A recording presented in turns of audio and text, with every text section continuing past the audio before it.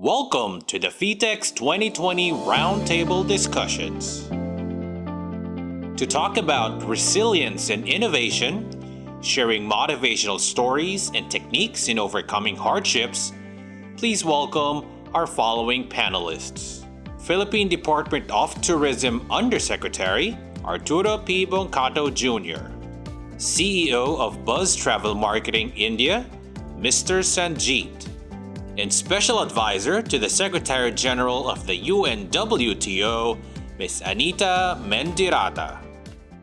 Good day, ladies and gentlemen, viewers and participants of FITEX 2020, hosted by the Department of Tourism and the Tourism Promotions Board. Today, we're very privileged to have two distinguished global tourism leaders spending their precious time with us to talk about and to think about how we've really performed the past 6 months. And we're very delighted to hear from both our panelists today about their unique experiences where we can learn and actually apply to our own experiences in our respective homes and destinations. This morning, this forum is, of course, moderated by the host country, the Philippines. I am Arturo Boncato Jr. I'm currently Undersecretary of the Department of Tourism in charge of regulation and regional operations, and among many other things that have been added because of the crisis. So I'll be probably sharing more of those experiences as we move forward. I would like to take this opportunity to call on Ms. Anita Mendirata to please share something about herself. We know about her, but we want to hear it from herself. Ms. Anita, welcome. Mabuhay, and thank you very much. I am delighted to be back in the Philippines. You know how much your country has a very warm place in my heart. And Undersecretary, thank you. Thank you for having this conversation, because the fact that you've created this as a conversation is very special. I bring very warm greetings from my Secretary General, Zura Pololikashvili from the UNWTO. We are actually in Georgia, Eastern Europe right now, as we're on the eve of the UNWTO Executive Council meetings that are taking place starting this evening. So it's the first official meetings the UNWTO has had in the last 6 months that have not been virtual. We're finally getting together, but it's an interesting new world of tourism in which we live. To your point, in terms of my point of view, it's interesting to see this time. I'm delighted to be in this conversation, because admittedly, I think at the beginning of the lockdowns and the crisis, we were online together. I was with your lovely Honorable Secretary of Tourism, and we were talking about what was ahead. I think we've all gotten used to the comfort of the discomfort zone, shall we say, and being grounded, and us being an industry that's not used to being in one place all the time. But it's been an interesting time of reflection. And what I'm finding is that now is the opportunity to take advantage of what Mother Nature is forcing us to do, stop and really think about the value and the values of the travel and tourism sector. We know that to this day, there are 29 million cases of COVID-19 worldwide. We know that this year is going to be defined by this crisis, but importantly, we also know that we as a global community are going to be stronger because of it. We see that we have effectively 53% of countries around the world are easing restrictions on their borders. That's 119 destinations. Interestingly, however, 28, I beg your pardon, that's compared to 28 in July, 43% of destinations, that's being 93 countries, are still completely sealed off. And if we look at it, 28 of those are in Asia. Ultimately, what is the backbone of travel and tourism is aviation. And sadly, Asia Pacific is going to be the hardest hit with more than a third of the impact worldwide.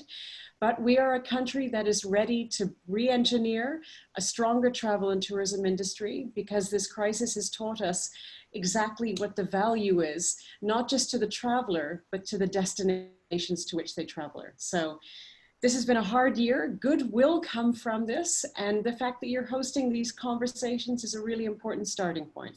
So thank you for the honor of being part of it. Well, thank you very much, Ms. Anita, because you've set the tone of this conversation. So we're quite comfortable with that ray of hope that you've shared towards the last part of your statement. Now, maybe hear from our other distinguished speaker and panelist, our friend, Mr. Jeet, who's also been very, huge supporter of the Philippines as a destination. Sanjeet? Thank you, Yusek Art. It's a pleasure to be back here and to speak to all of you. One thing I realized, you should never speak after Anita. I should. You're right. It's a good thing I introduced this program. So anyway, we need to think of new things which we need to discuss and talk about. But anyway, I really feel I have two very important points which I want to really make at the moment is that I basically consider this like a world war. It is virtually a World War III because every country in the world, every nation in the world is trying to protect itself. And that's what basically is happening at the moment. Even Bill Gates has said that the World War III is going to be not fought by missiles, but by a microburb. So everybody is now looking and finding out how to save ourselves. But having said this, I really want to also mention that Mother Nature from time to time has been giving us warnings. But have we heeded to them? That's something which we need to all look at. We had the SARS, we had the Ebola, they were small ones, we could control them, but were we all ready for COVID? That's something for all of us to look forward to. Now we have reached a stage where life is going to be with COVID, and life after COVID is going to be a distant future because I can't look into the crystal ball, and I'm sure none of us. We all pray that the vaccine comes out as soon as possible, but we need to prepare for the worst and actually pray that the best happens as soon as possible. Coming down to tourism, I really want to make an aspect is that basically at this stage, I intend to talk more on the tourism aspects and what's happening and what's affecting the actually things at the ground level. And for that, I picked up the 4 stages of tourism, what's being affected at the moment. And that's something which we all need to look into very carefully. The 4 stages are the 4 reasons where people need to look into is one is, of course, the state's responsibility. The countries, they really need to look at it very carefully and what their responsibilities are. Then I talk about the principals, especially the airlines, the hotels, the airport attractions. They all have a responsibility. But are they doing that enough? That's something which we really need to discuss and talk about. The travel agents, I think they have a very, very big responsibility. And some of them are, sorry to say, but are shying away from them. We really need to look at that very, very carefully. Last but not the least, the consumer. In fact, the way I will talk about it a little bit later, I think we are all getting ready for what I call is revenge tourism, where everybody wants to get out. I think we've all been in our houses for over 6 months now, and this has not been good, and people want to leave because and go out for mental health. That's what they all want to improve, and that's what they want to look into. But why are the people not traveling? The only reason I can say is the fear of the unknown. That's what is basically happening at the moment. I want to give an example of India here. India today is the second highest number of cases in the world. But the good part is that our recovery rate is close to 80%. Mortality rate is down to 1.25%. But has this taken away the fear? That's something which is there. And let me tell you that since India has been locked down since March, but now we are in the different stages of unlocking. But interestingly, all hotels which are driving distance from major cities across the world, major cities, whichever are the hotels over there, have all been sold out for weekends since August. Now that's a very good sign.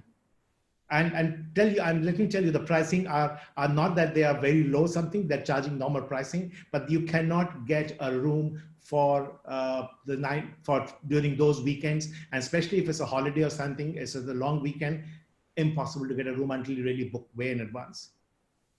This is what I'm talking about is really revenge tourism. People are ready to travel again. But my question, which I'm leaving behind with everybody, which we hope we discuss later, are the destinations, are we as the travel industry doing enough to bite this tourism and get it to the next level? That's my opening comments, and I'll leave it now back to Yusek Art. I'll take it over for you.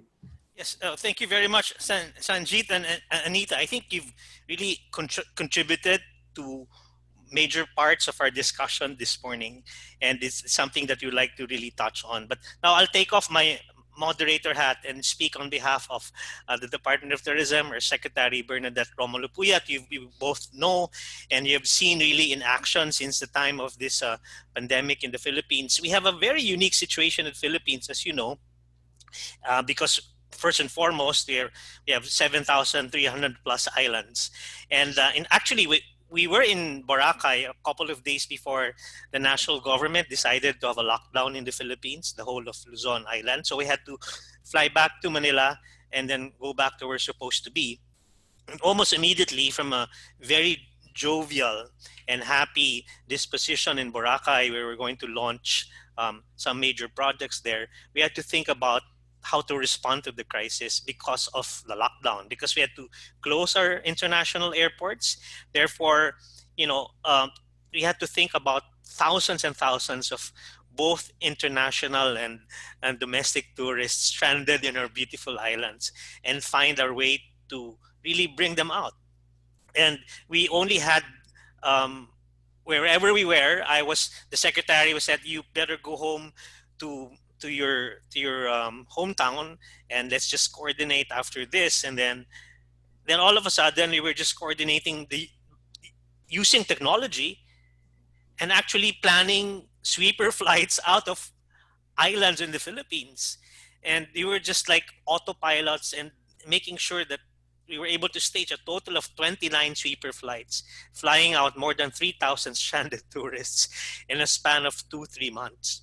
And it was something that the Philippines has never experienced in the past, more so Philippine tourism. What I'm just trying to say here is that many things and models in terms of running tourism, for instance, or business that we never thought in the past could actually happen by working from wherever you are. We don't even call it work from home, but work from anywhere, and make things happen. And that has been really I think, the anchor of how the Philippine government has, especially the tourism industry, has put together a framework which we call a tourism response and recovery plan. That has three major parts. It's basically response, recoil, and eventual recovery. And the response already talk about making sure that we're able to extend all the assistance to those who needed assistance. And even our Secretary of Foreign Affairs commended Secretary Puyat for doing that out of our own initiative, because embassies from all over the world started calling the Department of Foreign Affairs and thanking them for flying stranded visitors in the Philippines home. So I think that's one thing that really worked for the Philippines, and at the same time started looking at how we can pivot, how we can retool, reskill everyone. And the approach of our secretary was to really do it as a whole of industry approach. We didn't want to do it piecemeal, and we created this framework for us to move forward. I know this is already part of the conversation that we're supposed to have. In fact, your inputs earlier is already part of the whole discussion. I'm glad we saved 10 minutes for the introductions. And I'd just like to, with your kind permission, I'll just continue on with the things that we have done in the Philippines that probably really would also help our listeners and other destinations. For the first time, early on, we're able to roll out health and safety guidelines for all of our tourism segments, ranging from accommodation enterprises to restaurants. We were given a mandate by the Interagency Task Force in handling COVID that no accommodation enterprise can open without accreditation and a certificate of authority to operate from the DOT, to ensure that all of them are actually following minimum health and safety guidelines. For the first time in the history of our department, we've launched an online learning platform. And the secretary said, no, this is going to be not in the interim, not tactical, this is going to be permanent. So we've hosted more than 50 webinars with close to 10,000 participants already, but that has been cascaded to other attached agencies of the department, reaching more than 1 million viewers so far. And we have learned that with the peso, you can reach out to more than doing face-to-face training. And we have used that platform to actually talk about helping our stakeholders, like talking about mental health, talking about pivoting to other sources of livelihood and the like. And later on, I could probably share more details about how we've used the online platform and contactless transaction as a banner program of the department in moving our industry. So, and and of course, recovery is all about making domestic tourism as the key to the ignition. And we have also started moving forward and share the details as we move along, because I don't want to take much of our time from this introduction. So I'd like to maybe go quickly to our conversation with your kind permission. I want to start off with what Anita shared earlier. She's in Georgia in Europe, um, looking at the sunrise as we speak, and and uh, and we understand that this is your first time to be out of the UK after so many months, and you may want to share some realizations about that first trip, leaving your country or leaving your home destination to a new place. Anita? Agreed. Thank you very much. And I'd also, Honorable Undersecretary, like to pick up on something you said a moment ago, when you reflected back on those moments when you suddenly realized the country was about to go lockdown. This is a humanitarian crisis before it's an economic crisis and before it's a travel and tourism crisis. And when you spoke, it reminded me of when I was with your former, sadly late Secretary of Tourism and all in Tacloban after Yolanda or Yolanda, Haiyan. yeah. And just the humanity of it. And my former Secretary General, I asked him, I said, why are we in Tacloban? It was 6 months later. The island was still devastated from Mother Nature's incredible temper tantrum. And I said that Tacloban doesn't need tourism. They need hospitals, they need electricity, they need water, they need schools. And he turned and he just looked and he said, we must make sure that they never feel that they're forgotten. And that always struck me, and that always gets me very teary from the point of view of, at the same time as you were the honorable undersecretary, you're human. Your family was also going into lockdown. Your colleagues were going into lockdown. And one reason why I say this is that this has given us an amazing opportunity to recognize from a travel industry perspective, the importance of soft infrastructure, not just the hard infrastructure. So as you said, the education, the emotional health, safety and security. And thank heaven, someone asked me, what am I grateful for during this time? And there's much, but one of the things I'm very grateful for is satellites. Can you imagine if we didn't have technology? Can you imagine how difficult it And would the have been? cloud. Exactly, honest, those clouds are going to pour because they're heavy. So I think to your point, sitting in my Uber on my way to the airport, it was before 5 o'clock in the morning in London 2 days ago. Sun hadn't risen. It was the first time. I'm not an anxious person. I work in crisis. My wiring, God gave me wiring that runs to the fire, not from the fire. But for the first time, I felt anxious because it was the first time I was exposed, and I was being exposed to exactly what you said, this invisible crisis that makes us primal. I don't know if it's in the room or if it's not. If it were purple, if it was just a splotch that I could see, at least I knew to stay away from the splotch. We have no idea. And I found when I got to the airport, it was quite heart heavy, because there's almost this quiet church-like uncomfortable, as if you're going to memorial silence. Because as you went to the airport, all the signage is up about distancing, hands, keeping, but what threw me was a huge sign that said, no more, only passengers beyond this point. Yeah. But the beyond this point was outside the airport. So airports that are usually centers of hugs and farewells and welcome homes and all of that excitement are flat now with emotion. When you get on the airplanes, you have all the documentation. People have their masks on. They must be surgical masks, no scarves. And some airlines have on their uniforms with the mask. Other airlines, so I had KLM with the mask on. Georgian Airlines was full PPE, to the point where I thought the crew was actually the cleaning staff when I got on, because they were in full PPE. And so every airline, every hotel, every airport, everyone, and it goes to what Jeet said, people are trying to recognize and respect the protocols, but the protocols are different. And it's the differences that are making people nervous, because if I walk in and see, as I did in Amsterdam, I'm wearing a mask, other people are wearing a mask, half the people aren't wearing masks, and it just feels awkward. So all of the policies, all of the protocols only work if the travelers respect them. And they only work if travelers respect not just their health and safety, but everyone else's. So I do believe that as the world opens up, and to your question, we need to be very flexible and very clear of managing expectations. There is no going back and there is no normal. So the concept of going back to normal is never going to happen. It's the next normal and then the next normal once we have a vaccine, et cetera, et cetera.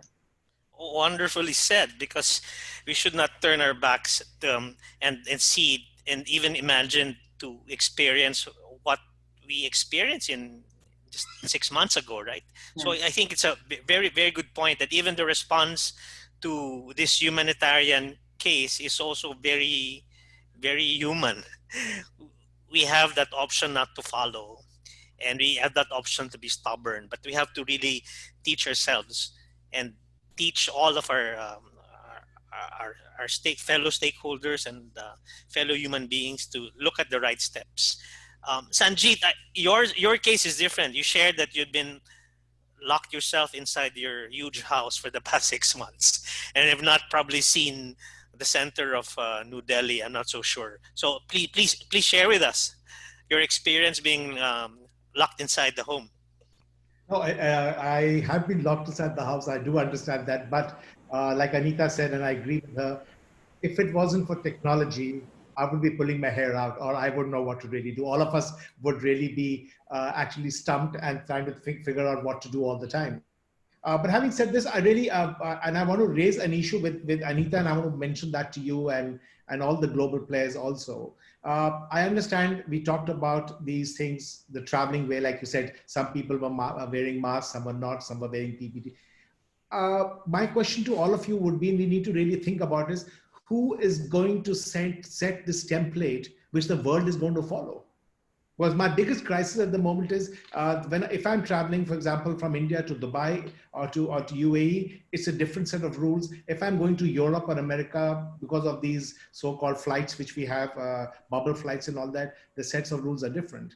I think this is where we all need to really come forward, and maybe we need to push maybe UNWTO, WTTC, PATA, somebody has to take the lead and say, okay, guys, these are the international accepted SOPs which every country should follow.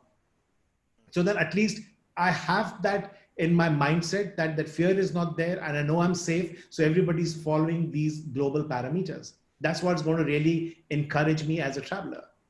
With this, I think another thing which is very, very important is, which I really like to highlight over here, is the role of WHO. Because everybody's talking about traveling and everybody wants health certificates, or like I call them a health visa.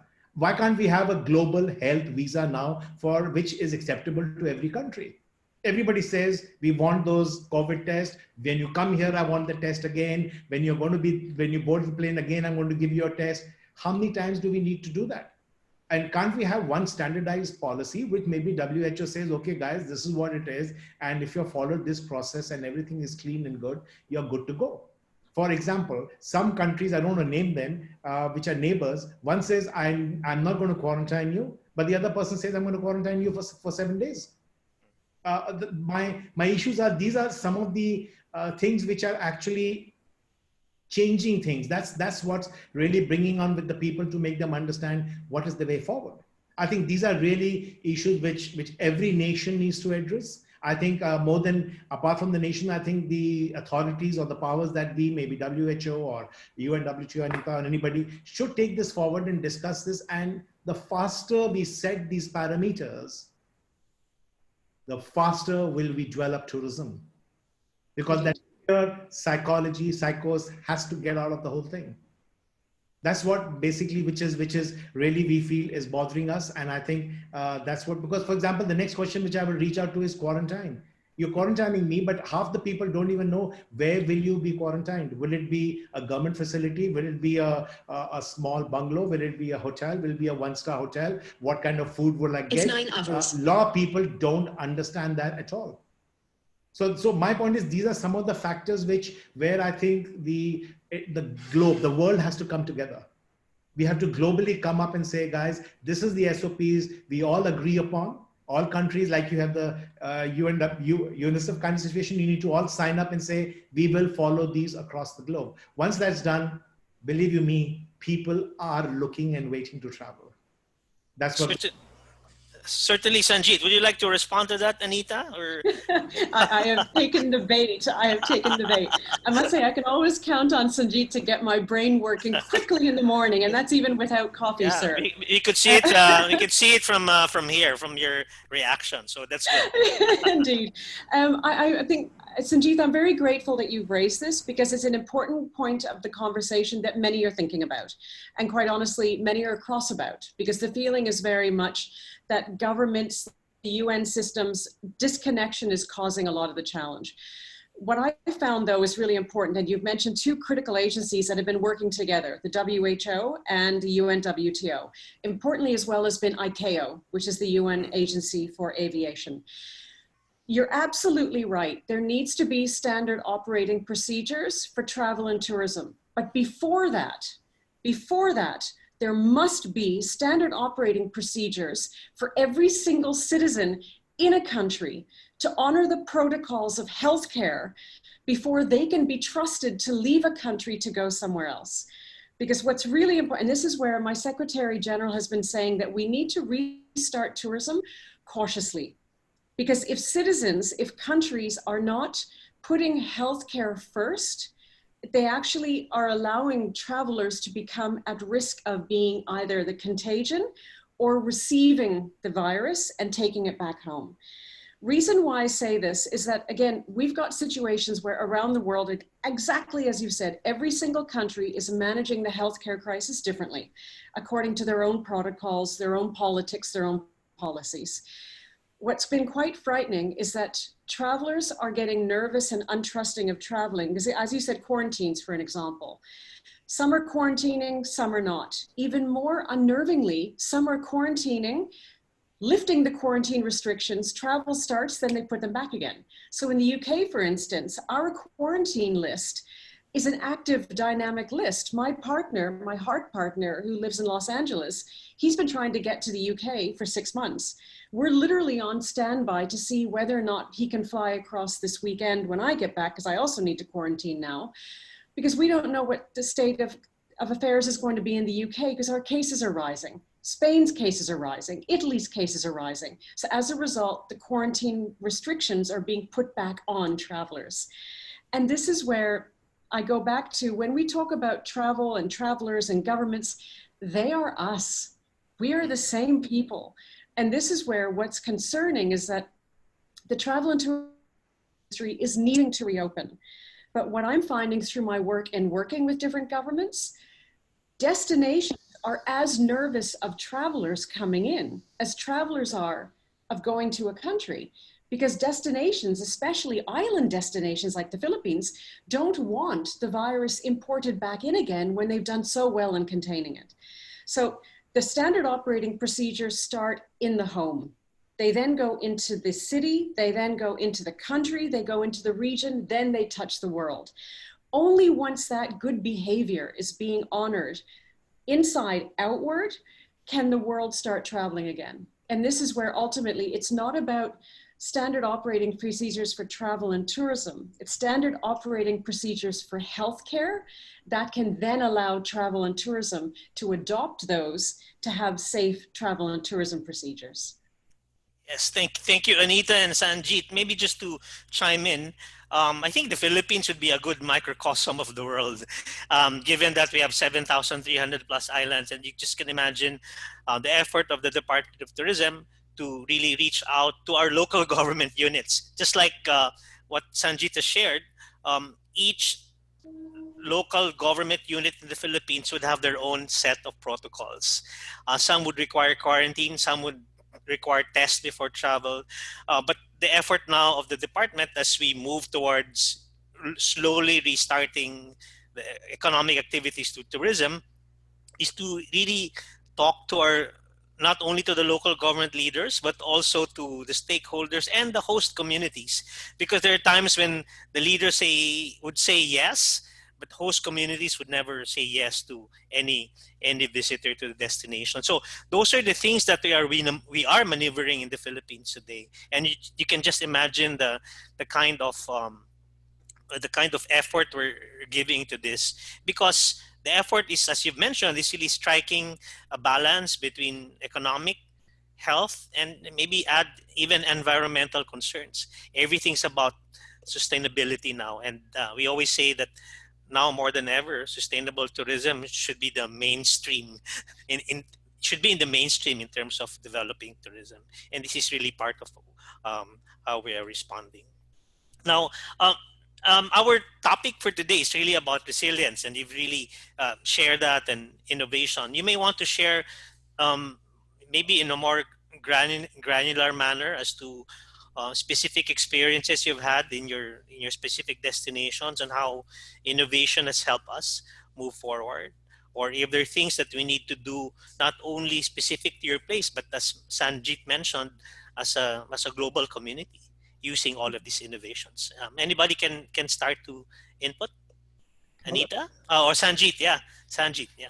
Go ahead. I just want to leave one thought with you and Anita.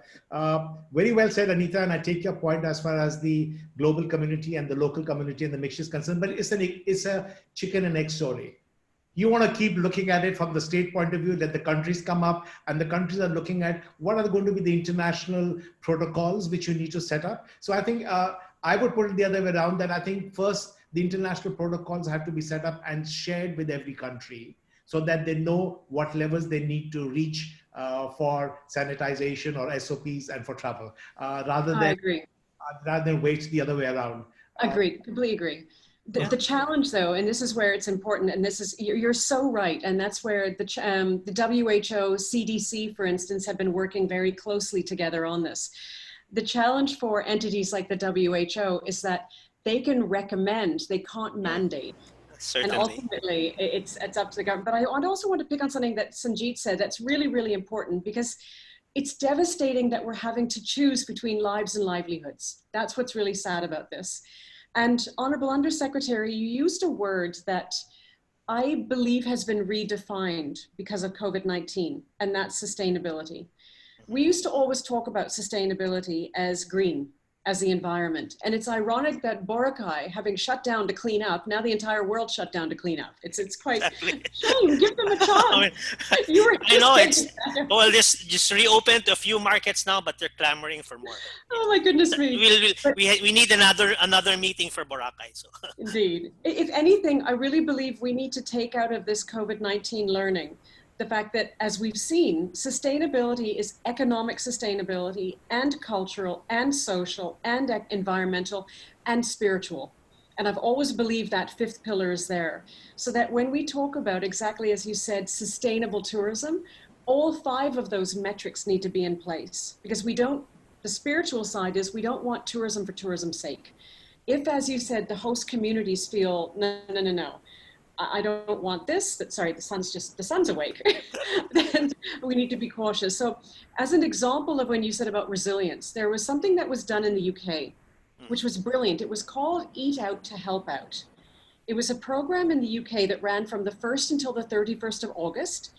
The UK government, in addition to reducing VAT from 20% to 5% for hospitality industry, had a program where from Monday to Wednesday, if you, Honorable Undersecretary, almost just promoted you. If you, Honorable Undersecretary. Just call me Art, Anita. Art is the best, the shortest way you can call. Thank you. If you decided to take Sanjeet to dinner, you decided, great, Tuesday night, we're going to go for dinner. You'd meet at the restaurant. Every single person dining would have up to £10 taken off of their bill for any food consumption, so not alcohol, but any other food and drink, for those 3 days a week for the entire month. Wow. The brilliance of it, they sold 63 million meals in 1 month. The brilliance of it was not just getting the restaurants and the supply chains busy. It was two things. It was the busyness, the economic ecosystem, which needed to be woken up again. I think even more importantly, and you both have spoken about it, we've been locked up. And I use the analogy of a wild animal. When a wild animal is caught and you put it in a cage, it runs and it runs and it runs and it runs. And it finally slows down and it gets used to being in the cage, and then it curls up in the back of the cage. And when someone opens the cage after time, the animal won't run out. We've seen this. It needs to be pulled out carefully. We are those animals. We are scared of going out because, as you said, it's invisible. We don't know where it is. People are fearful. This dining idea encouraged people to just step out of your bubble, step out of your comfort zone a little bit more. So the mental health and the social health muscle was being strengthened again alongside the economic. I thought that was brilliant. The program is finished by the government on the 31st of August, but the restaurant industry is keeping it going. So they're actually seeing it. So resilience is about innovating around understanding what is the core of the problem. It's not that people aren't going to restaurants, it's that they're scared of going out and eating. How do you mobilize that? By connecting the stakeholders. We always talk about a united voice. This is the first time we're uniting a voice, because as Sanjeet said, this is a world war and either we all win or we all lose. So again, good is coming from this. Thank you very much for sharing that dimension of things, because from our point of view, especially coming from the government, the setup, it's the really macro view of making sure the economy restarts.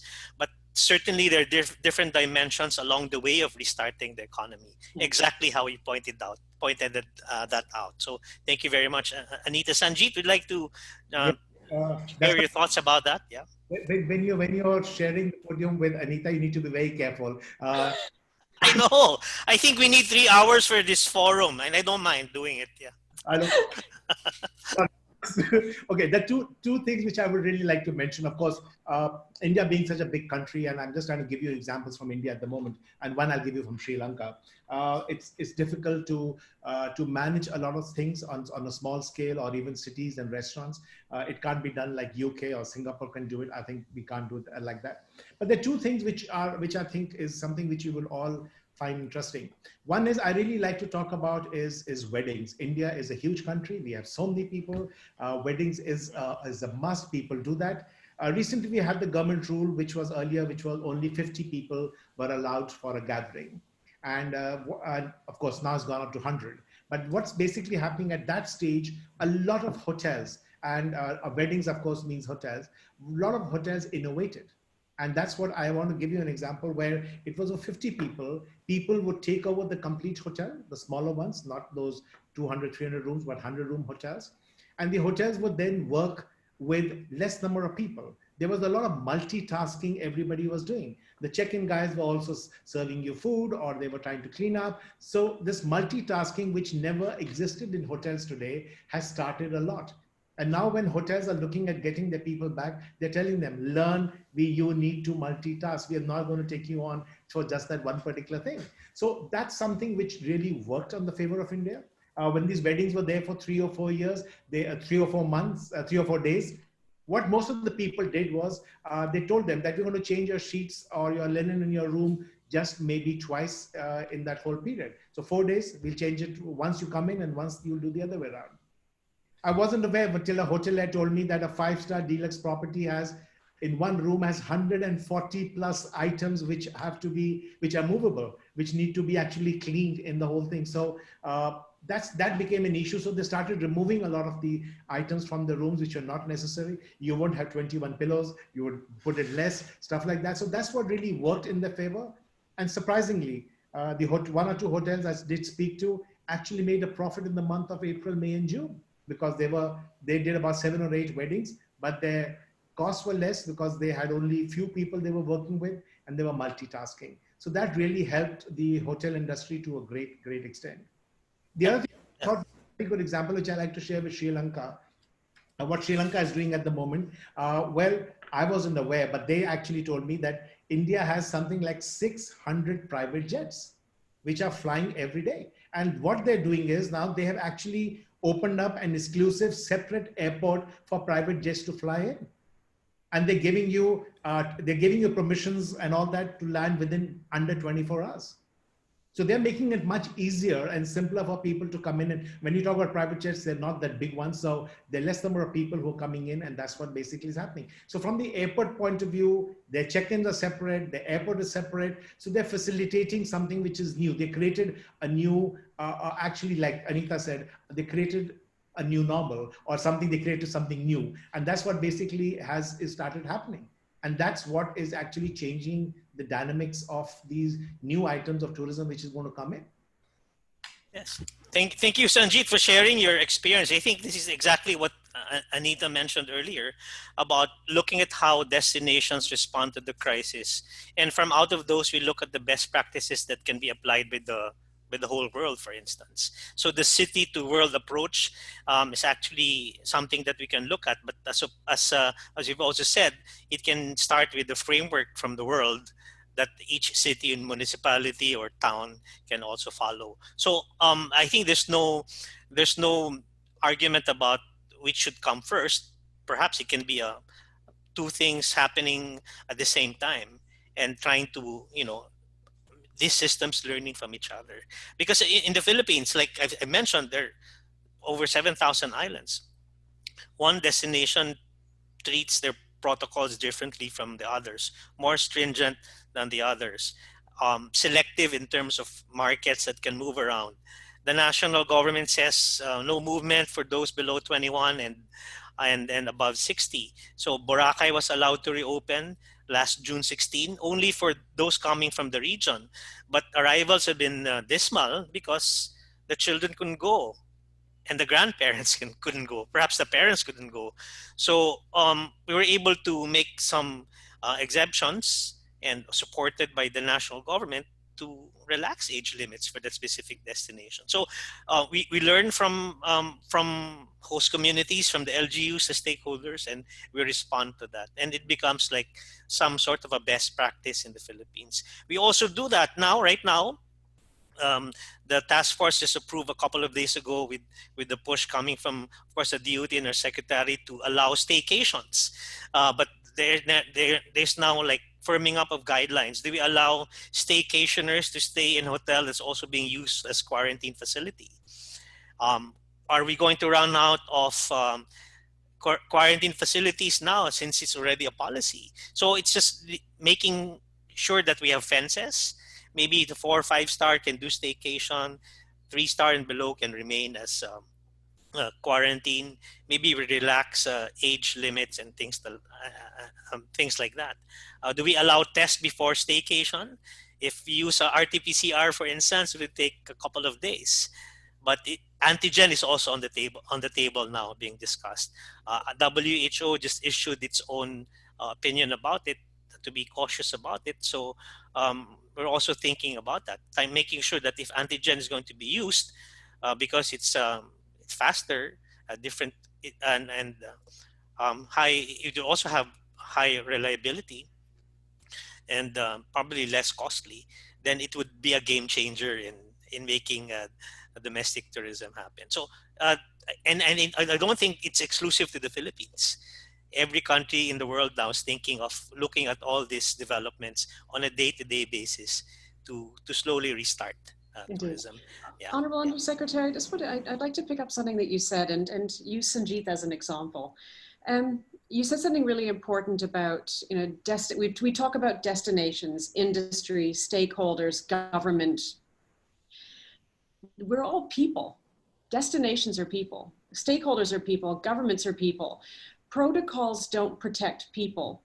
People protect people. And that's where I really believe, and that's where if you look at it, they did research about the vaccine. And we know that with other illnesses even, there have been people that are anti-vaccine. Of people tested, 1/3 of those tested in the UK and the US said they won't take a COVID-19 vaccine even when it's created.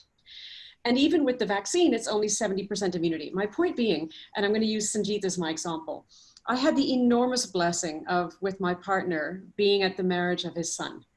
And it was amazing. Oh, I missed that. It was incredible.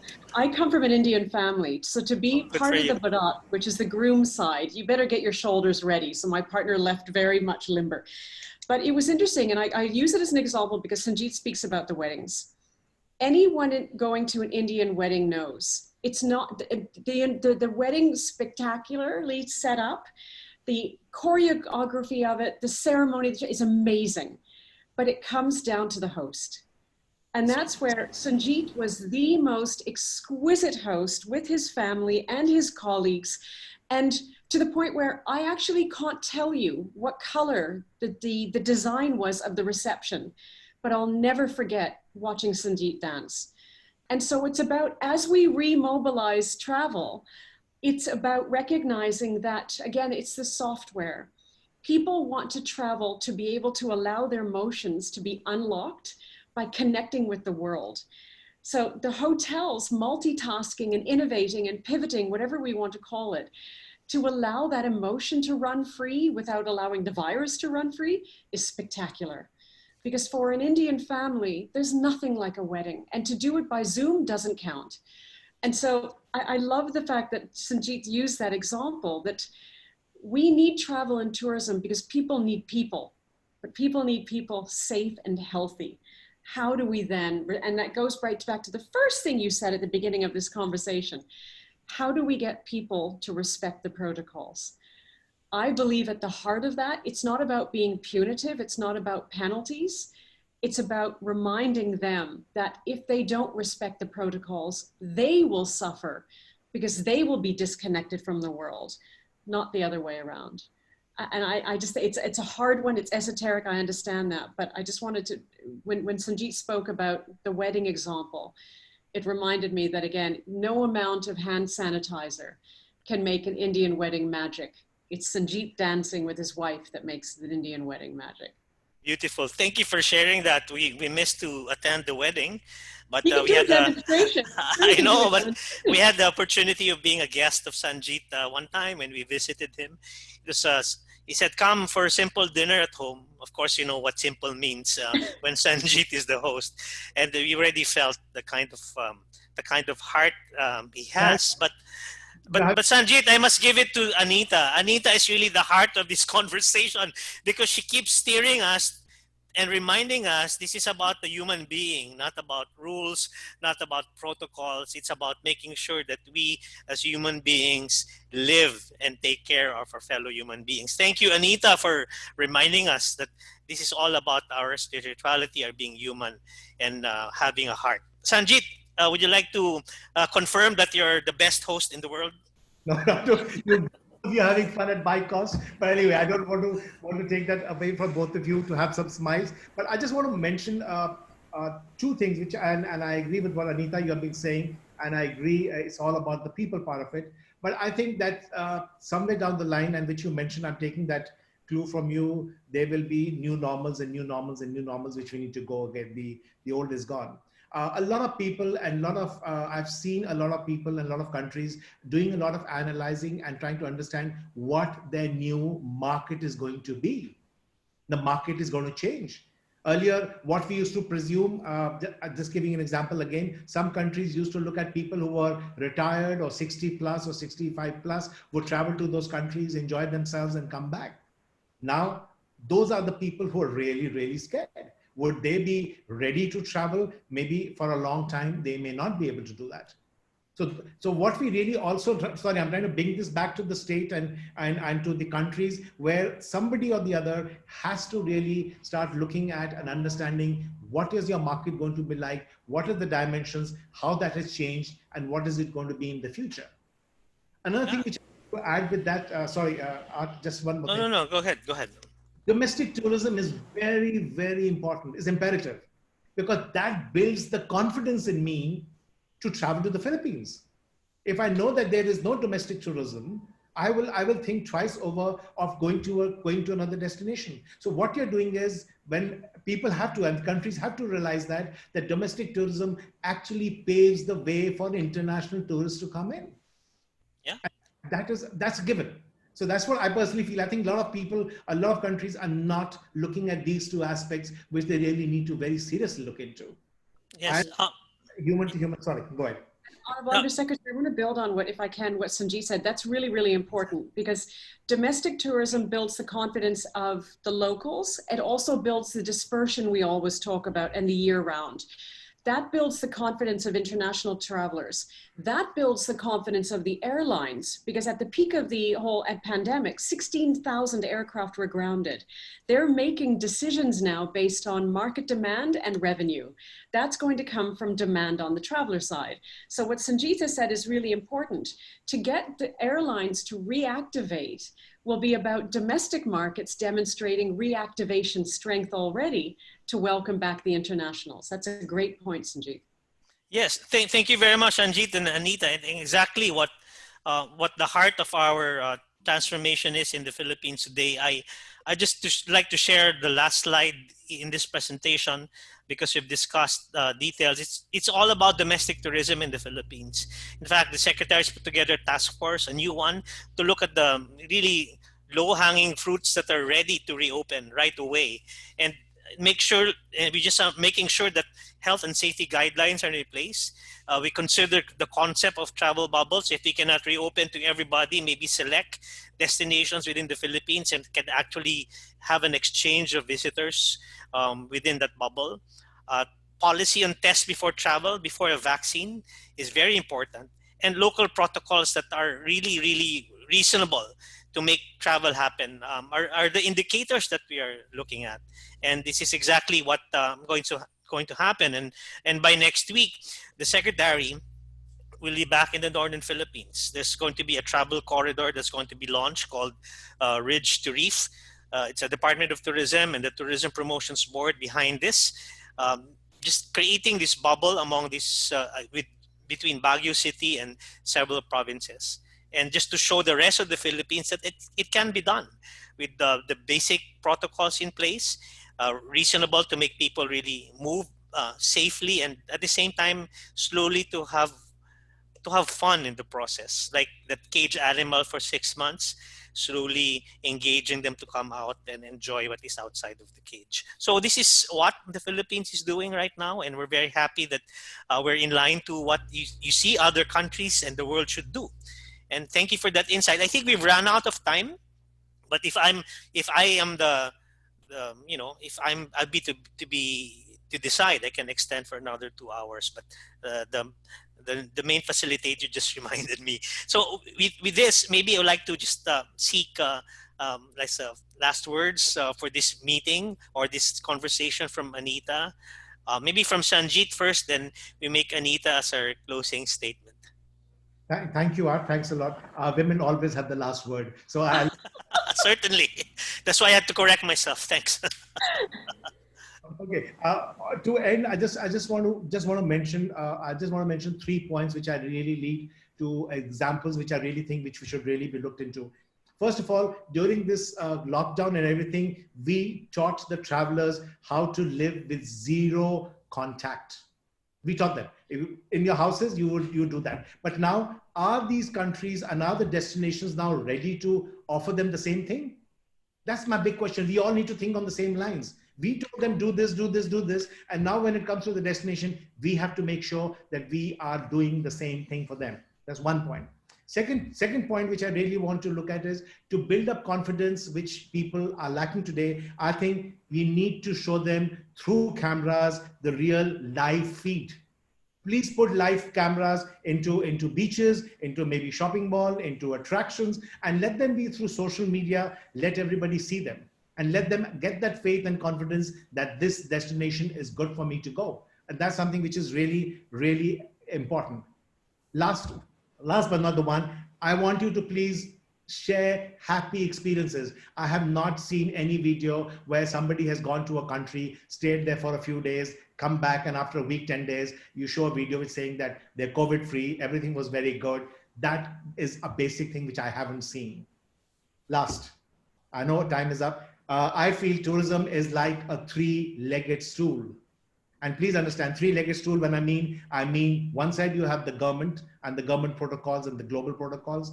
One side you have the principals, where you're talking about all the hotels, the airlines, and the airports. And third, you have the agents. They all have to together stand together for the stool to sit on.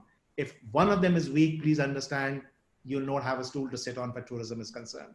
So please keep that basic point in mind, and that's something which will take us on a long way. That's it. Thank you very much. It was a pleasure saying Thank you, Sir Sanjeet. We've taken note. We shall follow. And Miss Anita, please. Brilliant. Thank you very much. Very quickly, and building on what Sanjeet has already started with, countries around the world right now, their identity is based on their COVID-19 statistics. Don't allow that to happen. Change the narrative by owning your identity, by communicating to travelers and letting them know that you're missing them as much as they're missing being able to travel. At the end of the day, we are all human. We're all wanting to reconnect with the world again. That's really important. And most importantly, I find, Honorable Undersecretary, let's not waste this time. We always say, if I had 2 to 3 months off, what would I do? If I took a sabbatical, what would I do? We're being given that time. And you spoke beautifully about how you've used it for training, for stakeholder support, for putting all these things in place that we wouldn't have done. Domestic tourism, we would have never given it the respect and the priority were we not forced to. This has to be a good thing. Mother Nature might have a wicked sense of humor, but God is not unkind. Good will come from this. So stay strong, stay safe, stay hopeful, and keep your hands clean.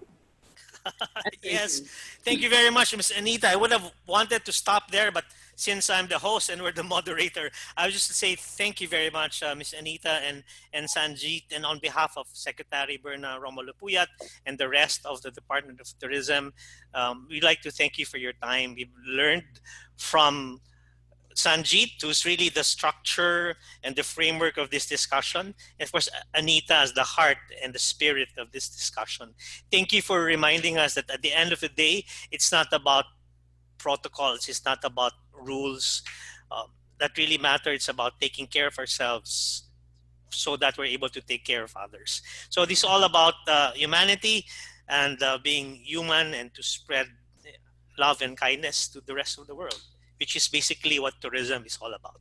So thank you very much for your time. We do appreciate, and we look forward to our next session. Probably the same panelists, a different topic. Maraming salamat. Thank you very much. Have a great day. Have a great evening, everyone.